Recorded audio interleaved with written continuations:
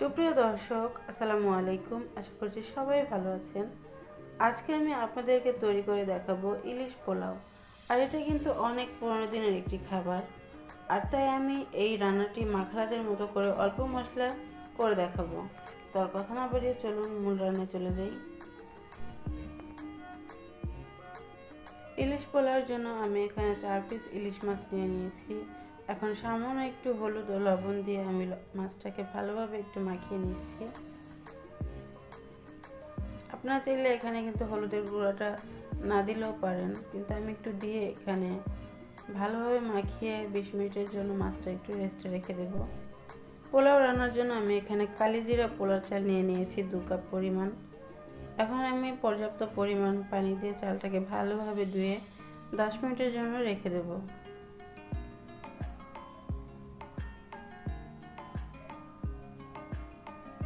এখন আমি চুলার মধ্যে একটি হাঁড়ি বসিয়ে হাফ কাপ পরিমাণ রান্নার তেল দিয়ে দিচ্ছি এখানে 1 টেবিল চামচ পরিমাণ সরিষার তেল। এখন অ্যাড করে দিচ্ছি 1/4 কাপ পরিমাণ পেঁয়াজ বাটা, দিয়ে দিচ্ছি এখানে 1 চামচ পরিমাণ কাঁচামরিচ বাটা, 1 চামচ পরিমাণ জিরা বাটা। জিরাটা দিলে ফ্লেভারটা খুব ভালো আসে। যেহেতু আমি এখানে অন্য কোনো মশলা, গরম মশলা কোনো কিছু ইউজ করব না, তাই জন্য এখানে জিরা বাটাটা দিয়ে দেবেন। মশলাটা এখন আমি বেশ খানিকক্ষণ অনবরত নেড়েচেড়ে ভেজে নিয়েছি। এখন দিয়ে দিচ্ছি এখানে মাছটা দিয়ে আমি এক পাশ 2-3 মিনিটের মতো একটু রান্না করে নেব। একটু আমি ফাঁকা ফাঁকা করে দিচ্ছি। আর যেহেতু কাঁচা মাছ, তাই এই কাজটা কিন্তু অবশ্যই একটু সাবধানে করতে হবে। দেখুন আমি মাছটাকে একটু উল্টে পাল্টে এখন রান্না করে নেব। এক পাশ কিন্তু আমি আগেই বলেছি 2 থেকে 3 মিনিটের মতো আমি রান্না করেছি।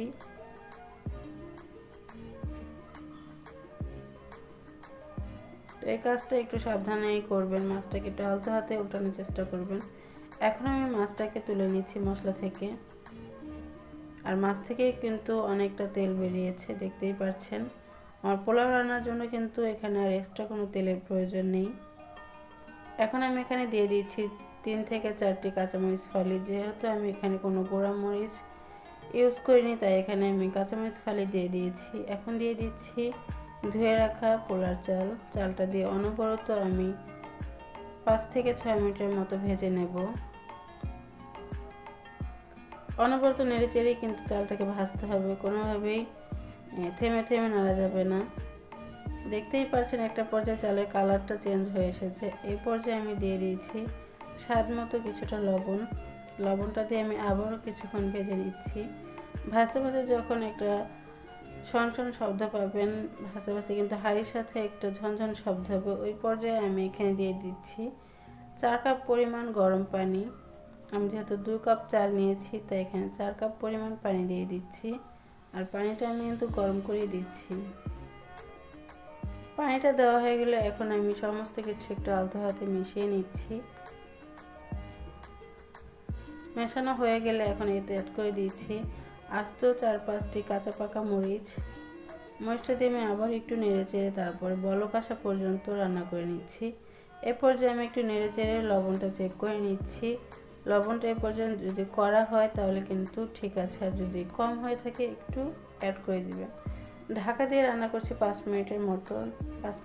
দেখুন পানিটা অনেকটাই কিন্তু শুকিয়ে এসেছে। এখন একটু আমি আলতো হাতে উল্টে নিচ্ছি। কিছুটা চাল আমি একটু ছড়িয়ে দিচ্ছি মাঝখানে একটু ফাঁকা রেখে। এখন আমি মাঝখানে দিয়ে দিচ্ছি রান্না করা ইলিশ মাছটা একটু আমি ফাঁকা ফাঁকা করেই দিয়ে দিচ্ছি। এখন আমি চতুর্পাশ থেকে রাইসটা নিয়ে মাছের উপর দিয়ে দিচ্ছি। পুরোপুরি মাছটা আমি ঢেকে একদম চাপা দিয়ে দিচ্ছি। এরপর যে আমি চতুর্পাশে চালটাকে একটু গোল করে ঢাকা দিয়ে রান্না করব এখানে 15 থেকে 20 মিনিটের মতো। তো দেখুন 15 মিনিট পরে আমি ফিরে এসেছি। এখন আমি আলতো করে একটু আপনাদের রাইসগুলো দেখাচ্ছি। এটা কিন্তু একদমই কুক হয়ে গিয়েছে, দেখেই বুঝতে পারছেন। তো এখন আমি রাইসগুলোকে আবার একটু ছড়িয়ে দিয়ে আরও 5 মিনিটের মতো আমি ঢাকা দিয়ে রেখে দেব। আমার রান্নাগুলো যদি আপনাদের ভালো লেগে থাকে আমার চ্যানেলটাকে সাবস্ক্রাইব করে দিতে পারেন। আর যারা সাবস্ক্রাইব করে দিয়েছেন তাদের সকলকে অসংখ্য ধন্যবাদ। আর আমার ভিডিওতে একটি লাইক দিয়ে দিতে পারেন, আমার ফেসবুক পেজ ফলো করতে পারেন। আর এরই মধ্যে দেখুন আমাদের ইলিশ পোলাও একদম রেডি হয়ে গিয়েছে। দেখেই বুঝতে পারছেন কতটা ইয়ামি হয়েছে। খেতে কিন্তু অসম্ভব মজা হয়েছে। আপনার বাসায় ট্রাই না করলে বুঝতেই পারবেন না এত অল্প মশলায় ইলিশ পোলাও যে কতটা মজার।